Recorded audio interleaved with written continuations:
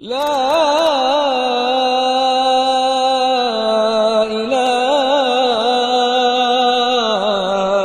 إلا الله.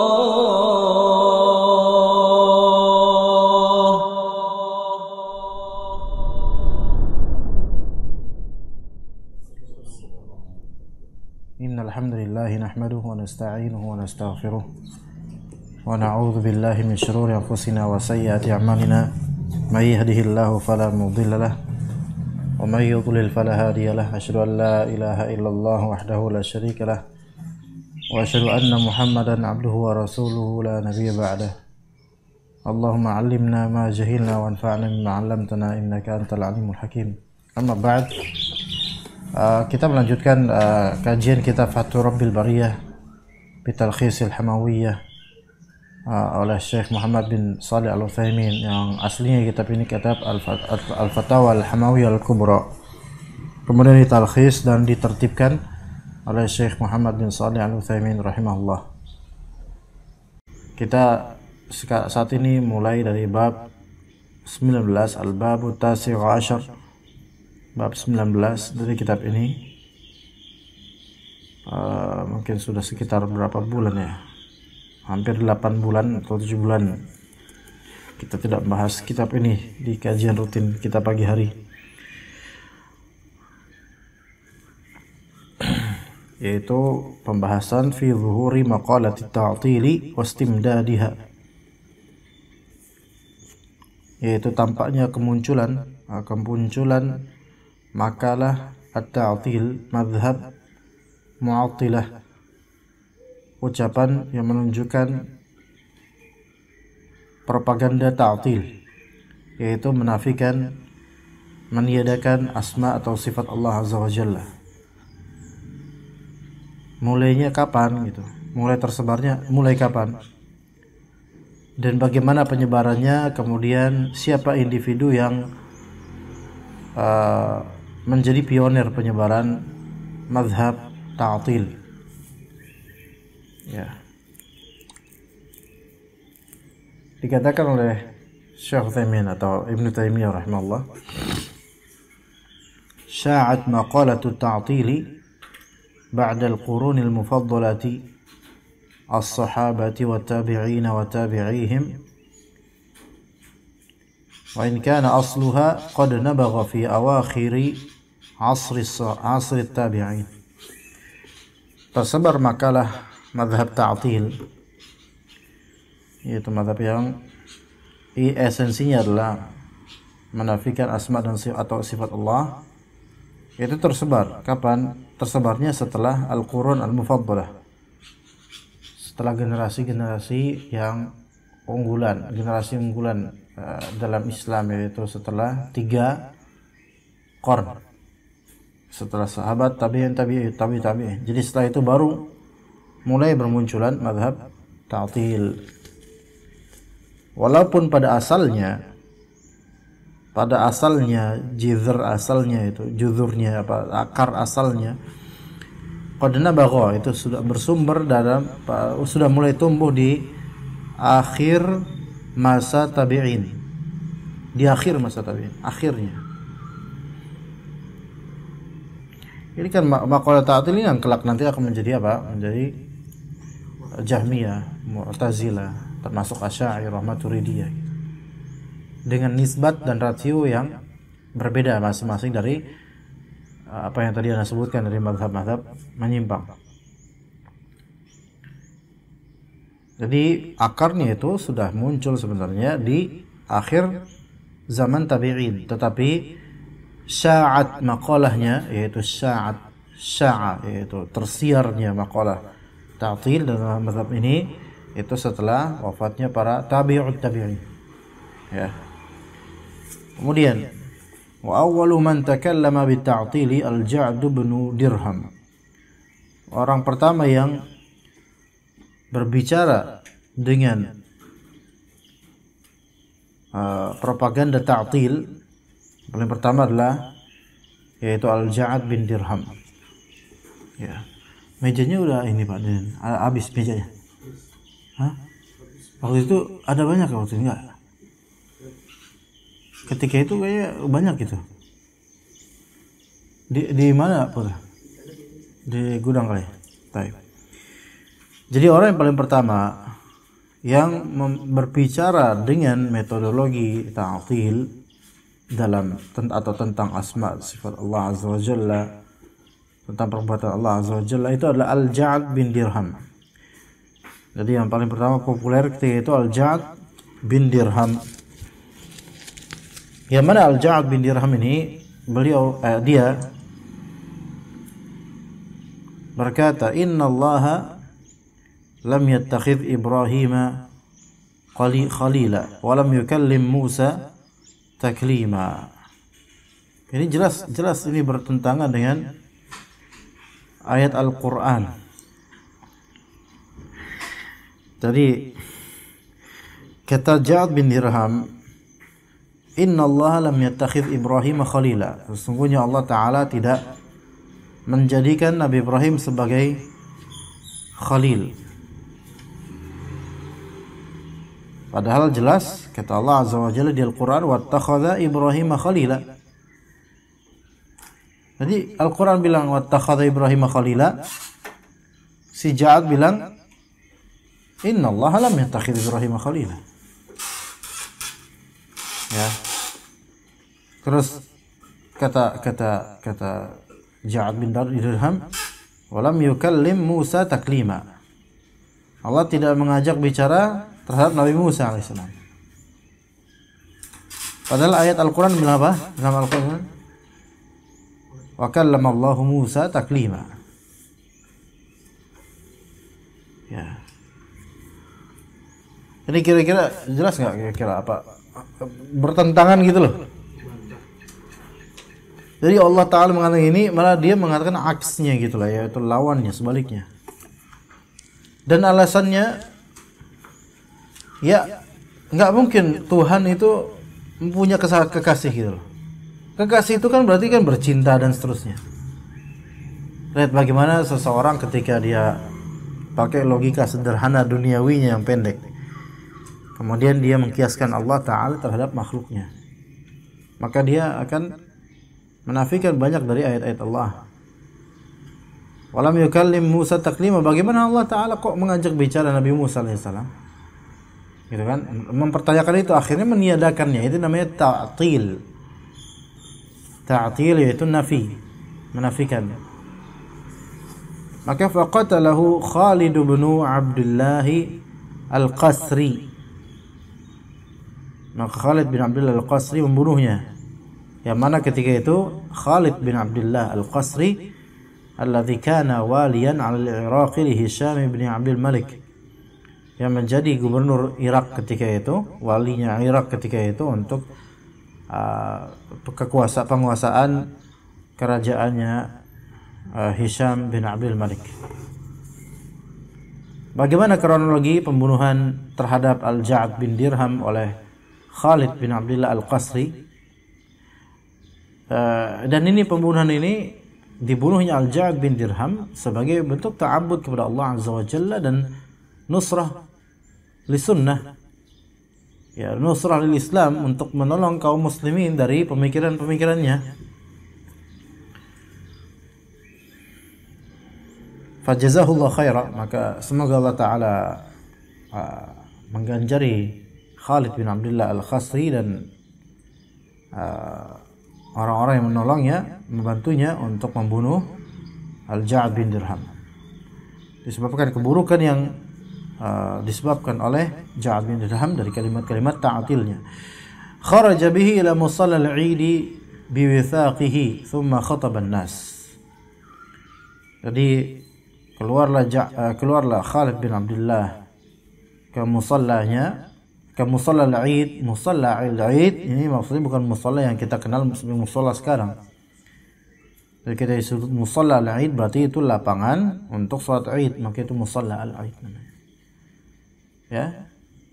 Jadi bukan musalla berbentuk bangunan, bukan. Musalla al-'Eid itu lapangan, karena asalnya salat Eid itu di lapangan, dan ketika salat Eid di lapangan, baik itu lapangan mall, lahan parkir, lahan ini dan seterusnya, maka itu sementara disebut apa? Musalla. Itu musalla. Oleh karena itu lebih tepat adalah di situ tidak ada tahiyatul masjid. Ya, tidak ada tahiyatul masjid. Namun kalau misalnya ada yang salat Id di masjid, maka ada tahiyatul masjid bukan karena Idnya, melainkan karena ini masjidnya. Begitu. Karena salat Id yang lebih tepat wallahu alam tidak ada qabliyah. Ya, tidak ada qabliyah. Taib, kemudian thumma khataban nas, kemudian berkhutbah. Ini Id apa? Idul Adha ketika itu. Ya, kemudian berkhutbah sebagai waliul amrinya Khalid Al-Qasri berkhutbah di depan orang-orang dan berkata, ya ayuhan nas dhuhu, wahai manusia sekalian, berkorbanlah kalian, taqabbalallahu dhuhayakum, semoga Allah Subhanahu wa taala menerima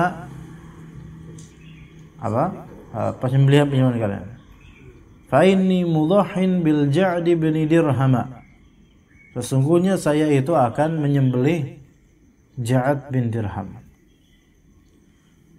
Jadi bukan wedhus yang disembelih, tapi wedhus gempel. Tapi Al-Ja'd bin Dirham yang disembelih. Innahu za'ama anna Allah lam yattakhidh Ibrahim khalila. Sesungguhnya dia si Ja'd ini menyangka bahwasanya Allah Ta'ala tidak menjadikan Nabi Ibrahim sebagai kasih. Walam yukallim Musa taklima, dan tidak mengajak bicara kepada Nabi Musa alaihissalam. Dan ini dalam rangka dia menta'til ayat-ayat Al-Quran dan menentangnya. Dan itu jelas sekali penentangan terhadapnya. Thumma nazala, kemudian turun dari mimbar, wa dhabahahu, dan kemudian menyembelihnya. Kapan menyembelihnya? Langsung turun dari mimbar di salat Id, karena salat Id 2 rakaat, habis itu khutbah, selesai khutbah langsung disembelih di depan orang-orang.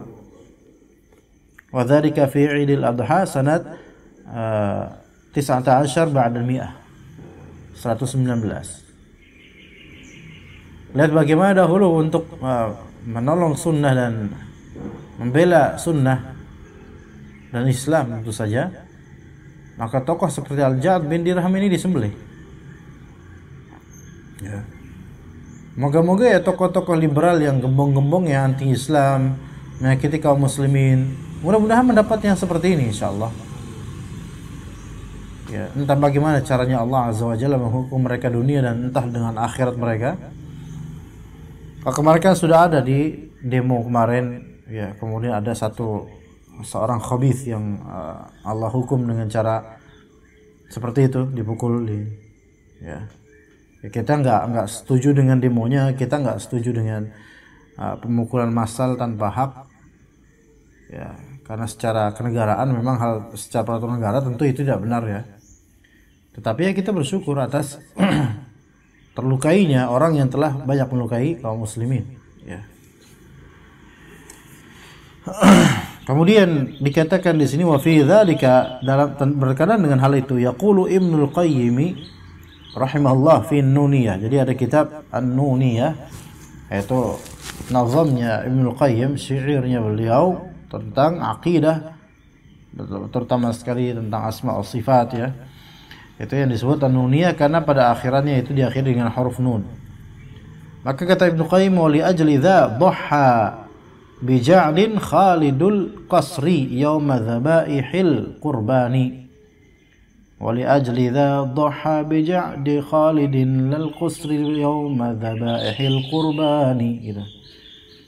Wa li ajli dha, karena hal tersebut, demi hal tersebut, karena itulah Khalid Al-Qasri menyembelih Ja'd bin Dirham.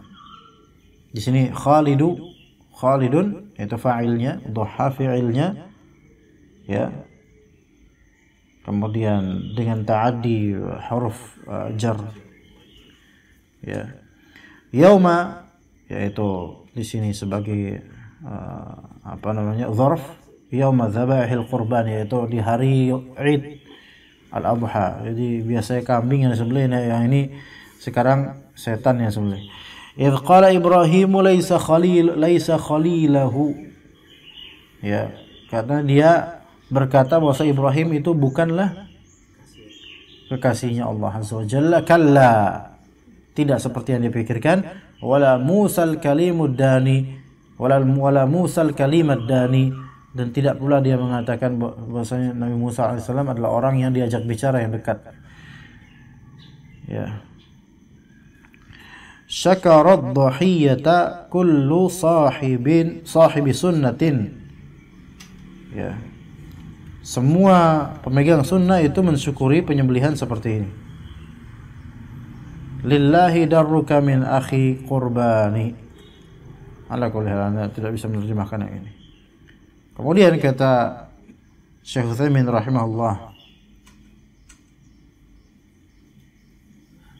thumma akhadha 'anil Ja'di rajulun yuqalu lahu al-Jahmu bin Safwan. Nah, ini Jahmiyah. Kemudian mengambil mazhab ini dari Ja'd bin Dirham, ada seorang bernama Al-Jahm bin Safwan. Ya. Kalau mau tahu tentang Jahm bin Safwan lebih detail itu ada kitab namanya apa ya? Maqalat Al-Jahmiyah namanya. Ada PDF-nya. Itu membahas lebih lengkap tentang syakhsiyah Al-Jahm bin Safwan dan perkataan-perkataannya berkaitan dengan akidah dan Islam. Al-Jahm bin Safwan ini yang akan menjadi dinisbatkan, kata di sini, wa huwa alladhi yunsabu ilaihi madhhabul jahmiyati al-mu'attilah. Ini nih Al-Jahm bin Safwan, ini yang menjadi ternisbatkan kepadanya madhab al-jahmiyah al-mu'attilah. Dan nanti akan ada peranakannya ya, dari situlah, dari Jahmiyah ini peranakannya kemudian nanti bakal ada. Ya. Walaupun mungkin tidak komplit mengikuti Al-Jahmiyah, tapi di beberapa metodologi atau di beberapa poin itu serupa dengan prinsip Jahmiyah. Di antara Mu'tazilah dan termasuk Asy'ariyah dan Maturidiyah dalam beberapa hal itu mengikuti Al-Jahmiyah, terutama dalam masalah asma wa sifat. Walaupun Mu'tazilah lebih buruk lagi, namun Asy'ariyah atau Maturidiyah, entah mereka tidak akan mengakui hal ini, tapi mereka sebaris atau ada keserupaan dengan teologi Jahmiyah dari segi ta'til.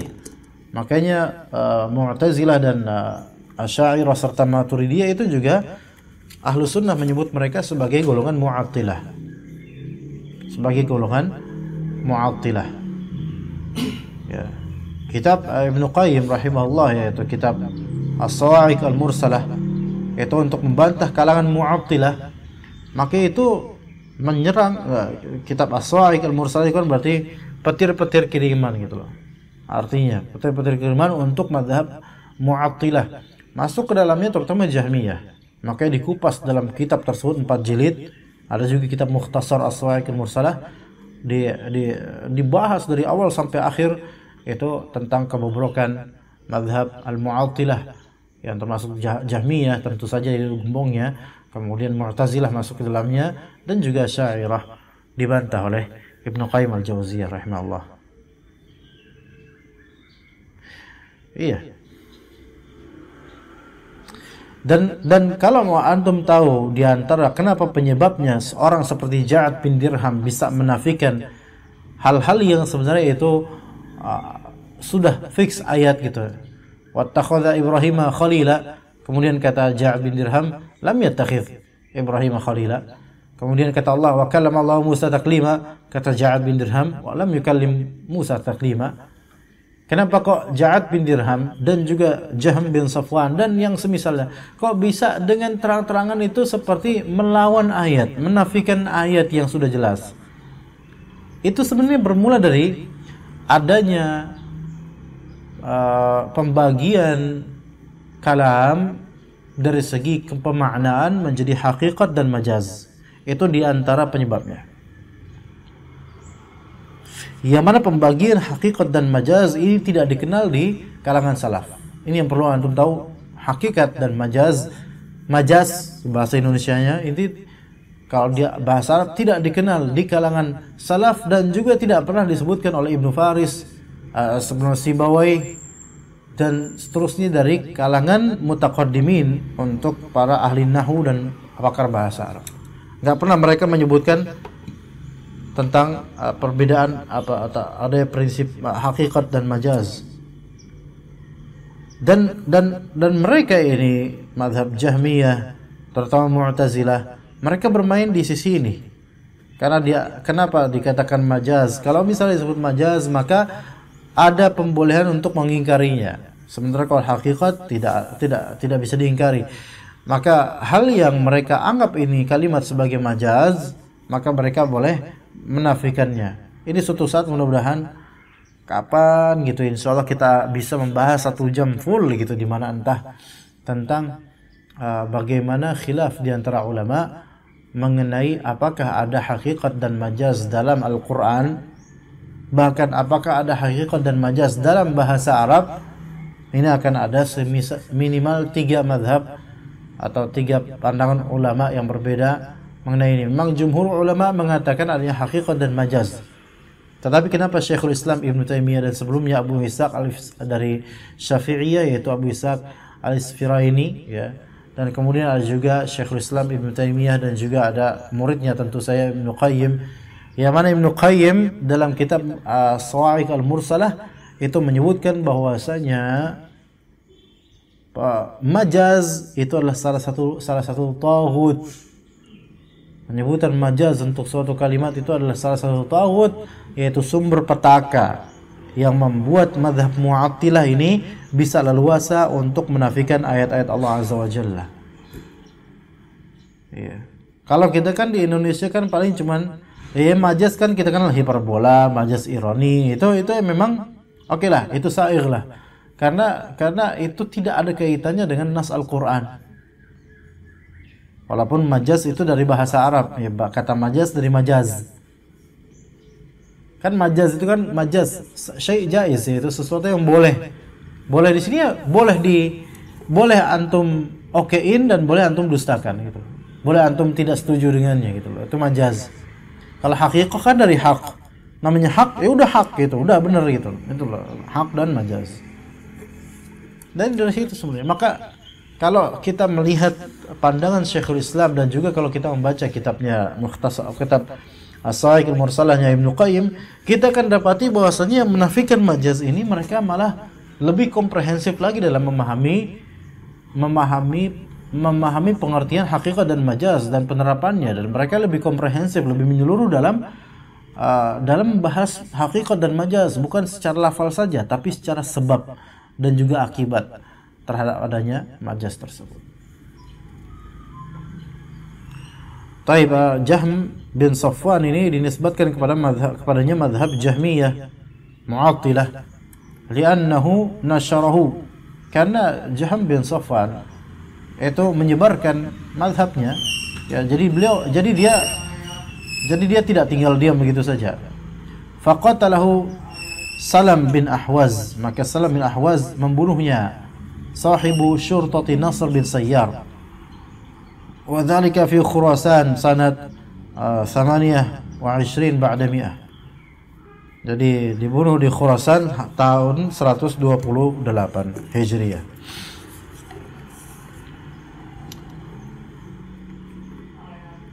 Kemudian wa fi hududil mi'ati tsaniyah, tadi kan 128 Hijriah mati itu Jahm bin Safwan. 128 Hijriah, ya, ingat itu.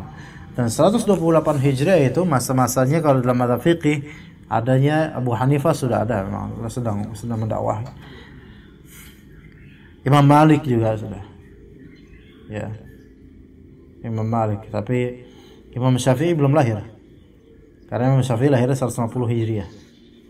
Imam Ahmad lebih-lebih, ya. Nah, kemudian di tahun 200-an, ya, perbatasan 100-200, ya, 200-an awal-awal. Urribat al-kutubul Yunaniyatu war-Rumaniyah. Ini yang menjadi malapetaka lebih besar ini. Pada era awal-awal 200-an, masa-masa pemerintahan terutama Al-Ma'mun,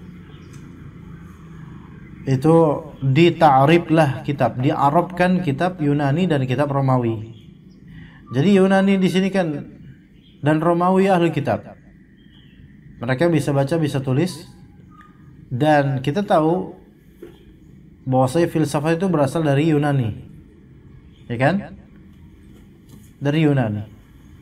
Maka ilmu filsafat di sini, ilmu filsafat, teologi filsafat, bukan ilmu filsafat matematika, ilmu filsafat apa, enggak, filsafat memang banyak, jenisnya banyak, tapi ini filsafat tentang keagamaan, baik tentang metafisik atau lainnya, tentang ketuhanan, ruh, dan seterusnya.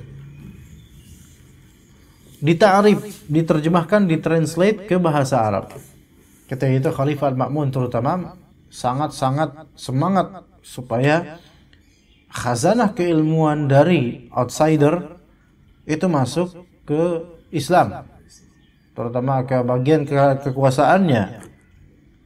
Inilah ikhwan, di sini ada pelajaran, dan itu sumber malapetaka berikutnya yang bisa jadi fitnah tersebut lebih besar daripada eksistensi Jaham bin Safwan, karena Jaham bin Safwan itu ditentang oleh penguasa. Sebelumnya Ja'ad bin Dirham ditentang oleh penguasa, bahkan dibunuh. Tapi di sini musibahnya adalah justru penguasanya inilah yang menggerakkan harakatut ta'rib, yaitu menggerakkan pergerakan translate buku ke bahasa Arab. Yang ditranslate bukan sebatas novel 5 sekawan. Tahu nggak? Hah?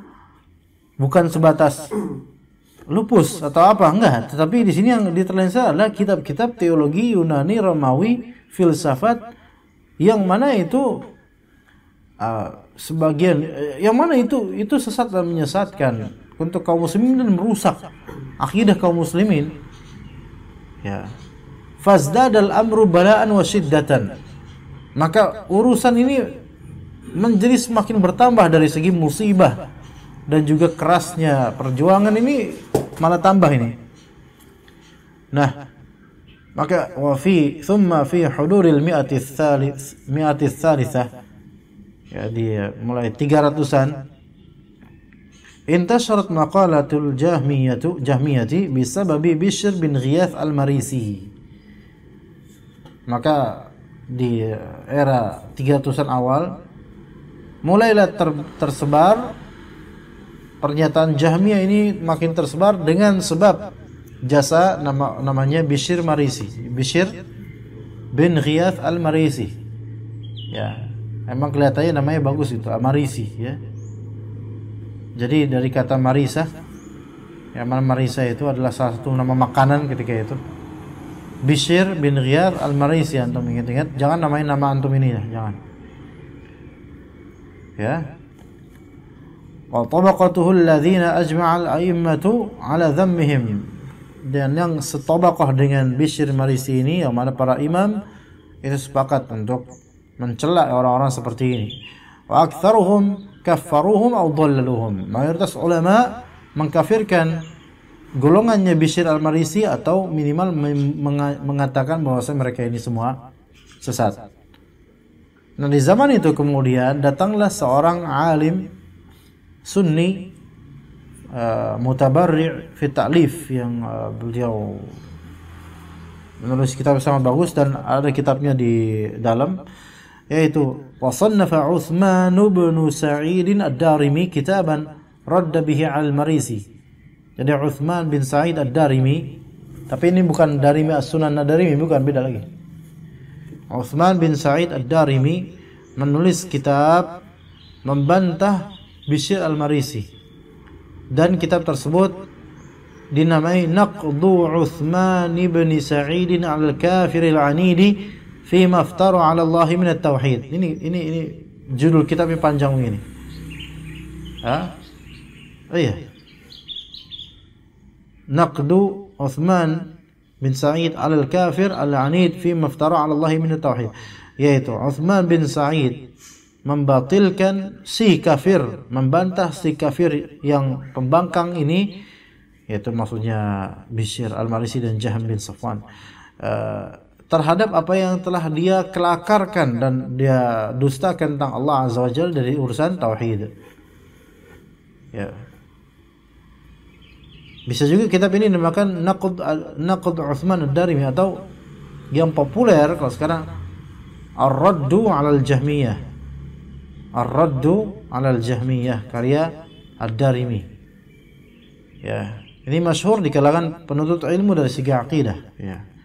Karena kitab ini, kitab Ad-Darimi yang ini memiliki bahasa fuqaha, bahasa yang menggelitik gitu, bahasa yang masya Allah gitu dalam membantah, ya, halus tapi nyelkit gitu, ya. Man tala'a hadzal kitaba bi'ilmin wa 'adl tabayyana lahu dha'fu hujjati haula'il mu'attilah. Siapa yang menelaah, membaca kitab ini dengan ilmu dan dengan keadilan, akan jelas baginya lemahnya hujah mereka para mu'attilah. Bal butlanuha, bahkan kebatilannya itu akan jelas nanti. Wa anna hadhihi at-ta'wilati allati tujadu fi kalami katsirin min al-mutaakhirin kar-Razi wal Ghazali wa ibn Aqil wa ghairihim hiya bi'ainiha ta'wilati Bishr. Hiya bi'ainiha ta'wilatu Bishr. Dan akan jelas sekali bahwasanya takwil-takwil yang antum dapatkan atau didapatkan di banyak kalimat oleh orang-orang mutaakhirin seperti Ar-Razi dan sebelumnya Al-Ghazali dan juga Ibnu Aqil. Ibnu Aqil ini mazhab Hanbali, Ar-Razi dan Al-Ghazali mazhab Syafi'i. Ibnu Aqil ini mazhab Hanbali, yang mana Ibnu Aqil memang sempat dikritik oleh sebagian ulama Hanabilah dikarenakan ada ya ini, karena kan takwilnya ini kok seperti orang-orang Asy'ariyah jadi Ibnu Aqil walaupun dia seorang Hanbali.